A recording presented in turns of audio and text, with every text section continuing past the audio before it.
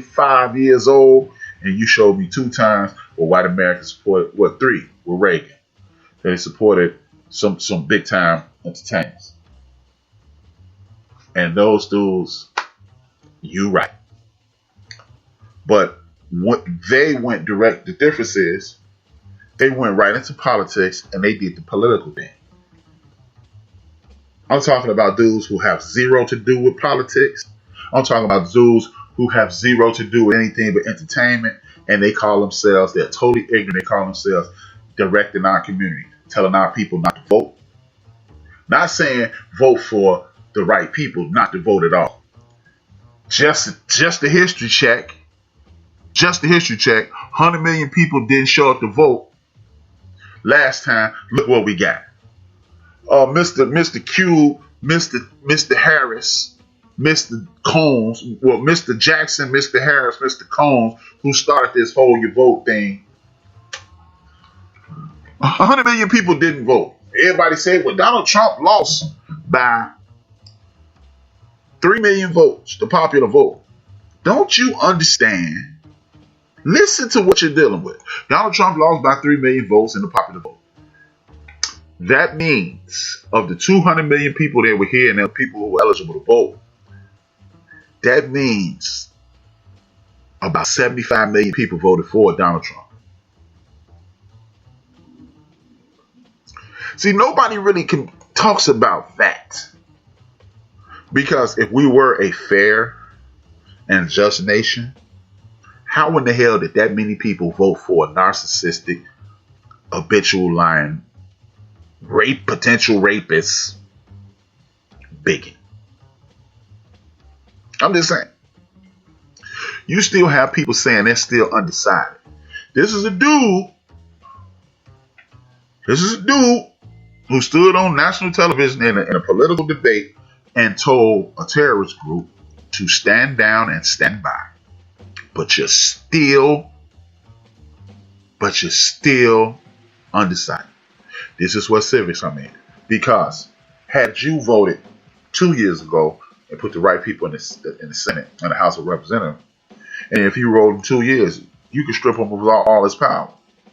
See, what we do is talk about the right now. We don't talk about the future.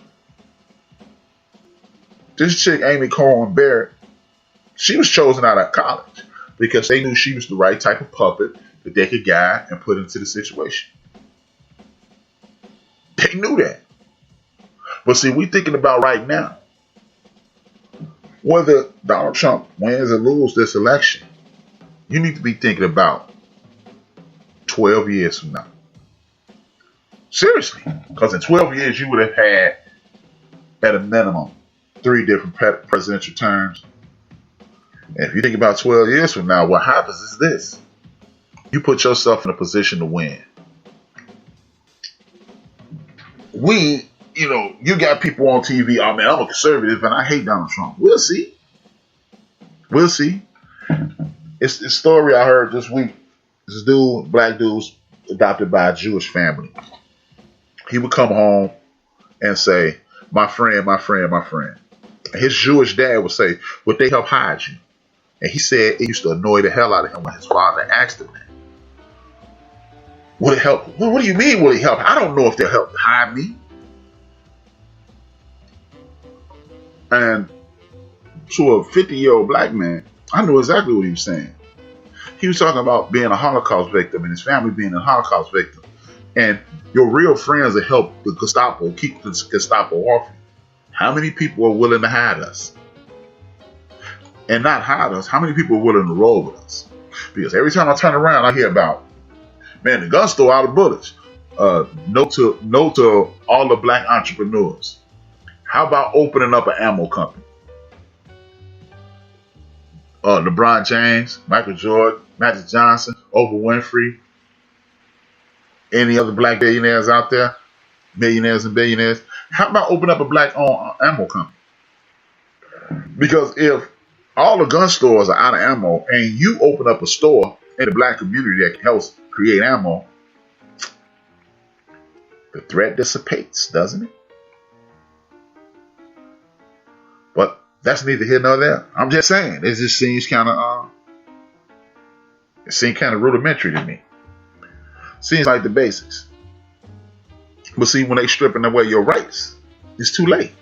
Once people start stripping away your rights to do what you want to do, it's too late. Because now you're screwed.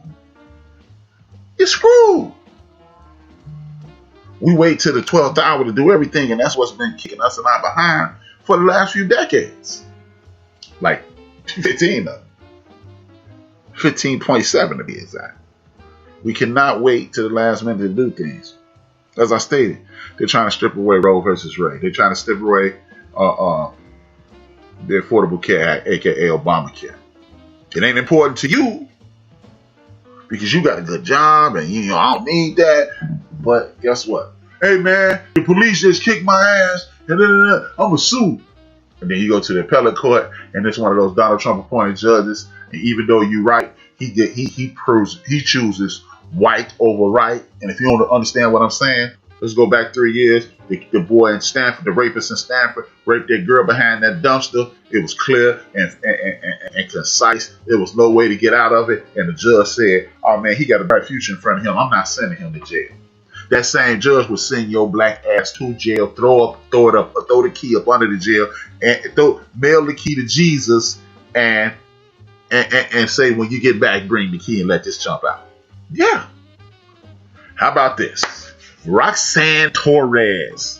If you don't know the name, I'm finna introduce you to this woman, Roxanne Torres. Roxanne Torres, the cops bust in her crib, they bust at her, they hit her, she get away. She called the police, get ready to sue the police, and your next Supreme Court justice said because she got away, they didn't violate her rights. So she had to either get shot in the house and bleed out, and potentially bleed out and die, or just lay there with the bullets in you. So you can serve as, so she can get the rights that she deserves as the Fourth Amendment. The Fourth Amendment, if y'all don't know, see, everybody knows the Second Amendment, everybody knows the First Amendment, everybody knows the Fifth Amendment, but the Fourth Amendment in essence is saying you have the right to stay in your house and be safe. Breonna Taylor.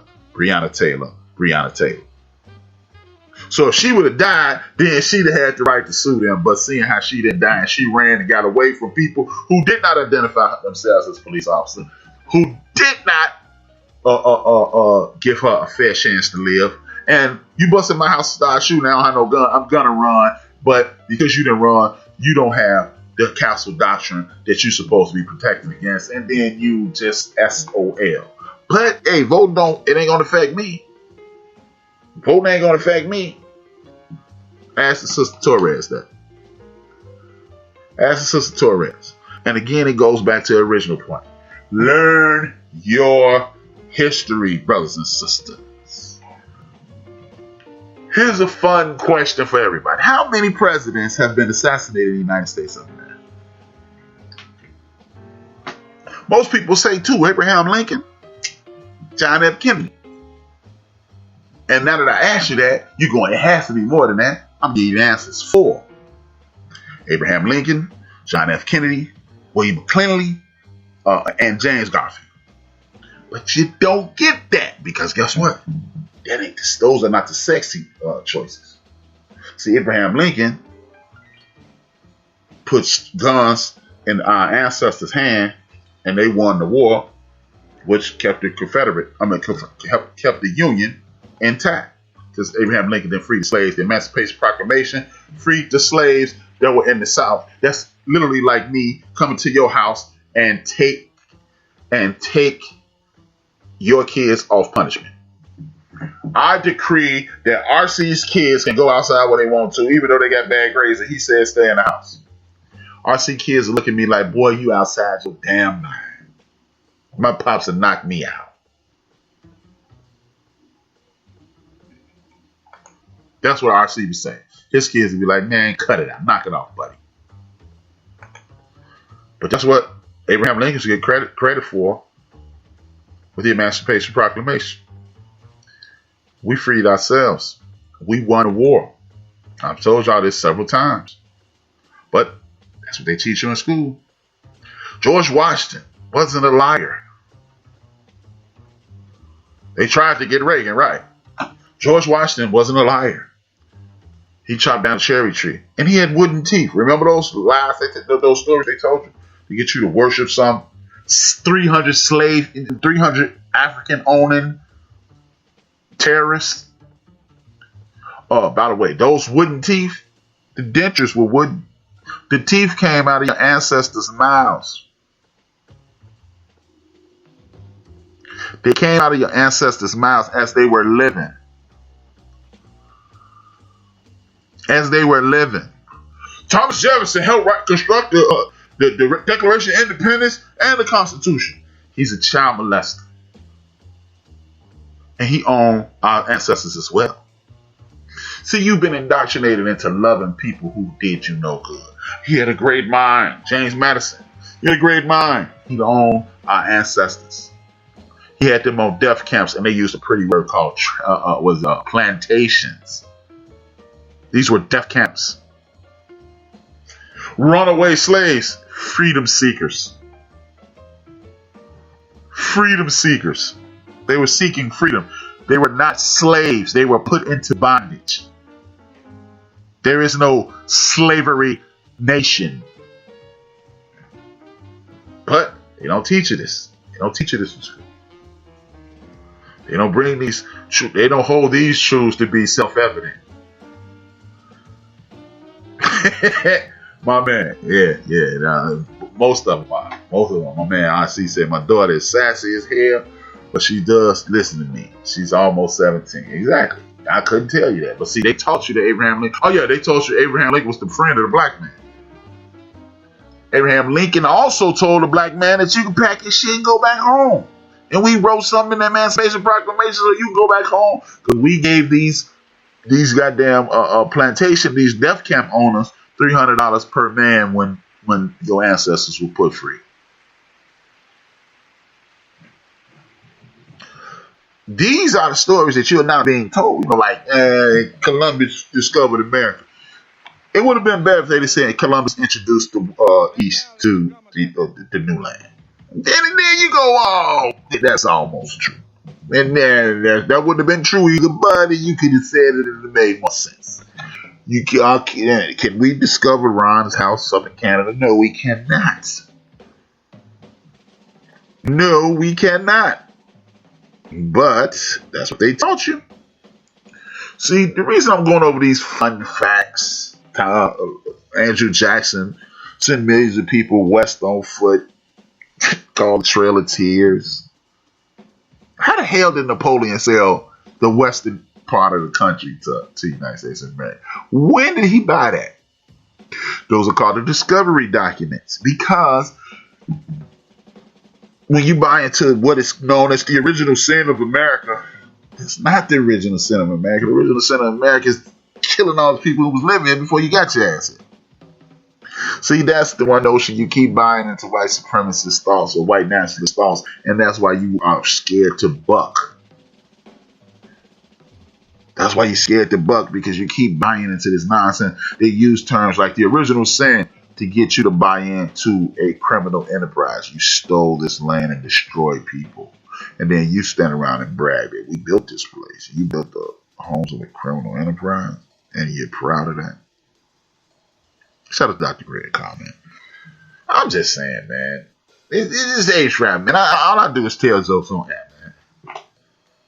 That's all I do is tell jokes on air, and I make people laugh. But I get fun facts too, man. We have to, man. Introduce yourself to a stranger that looks like you. If you hear my voice, introduce yourself to a stranger that looks like you. Hi, I am, man. Hold the door open, brother. For the next sister that walk past you going into the grocery store with that damn mask on, hold the door open. Say hello. Sisters do the same thing, man. I remember when I got one of my first jobs. There's this white guy. He asked me, do all black people know each other? I say, why? We were on lunch at the time. We walking down the street. About 4 black people gave me the nod. I gave them the nod back. He said, all black people know each other? I was like, yeah, pretty much. I knew I was lying. It just felt good to say it.